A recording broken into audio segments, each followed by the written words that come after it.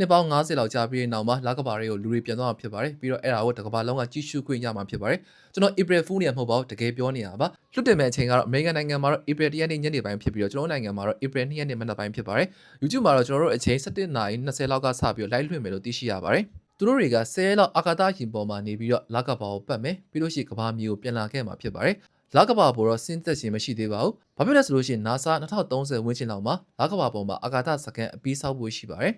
အဲ့ဒီအတွက်အခြေအနေပထမဆုံးအချိန်တွားကြည့်ခြင်းဖြစ်ပါတယ်2029-28လောက်မှာတော့စတင်တည်ဆောက်မယ်လို့သိရှိရပါတယ်နောက်ဆက်ထူးခြားတာတစ်ခုကကျတော့အမျိုးသမီးအာကာသဟိမှုပထမဆုံးအချိန်ပါလာမှာဖြစ်ပါတယ်ဒီလကဘာကိုတွားရတဲ့မှာအရင်ကအမျိုးသားတွေပဲပါပေမဲ့အခုအချိန်မှာပထမဆုံးအချိန်အမျိုးသမီးပါလာခြင်းဖြစ်ပါတယ်တကယ်လို့အာကာသကိုစိတ်ဝင်စားရတဲ့သူတွေအတွက်ကတော့ဒီသတင်းကောင်းပဲဖြစ်ပါတယ်တကယ်လို့ဘယ်လိုကြည့်ရမှန်းမသိလို့ရှိရင်ကျွန်တော်ရဲ့ချက်ပေါင်မှာလာမေးလို့ရပါတယ်ကျွန်တော်ပြန်ဖြည့်ပေးပါရင်ပြအားလုံးကျေးဇူးတင်ပါတယ်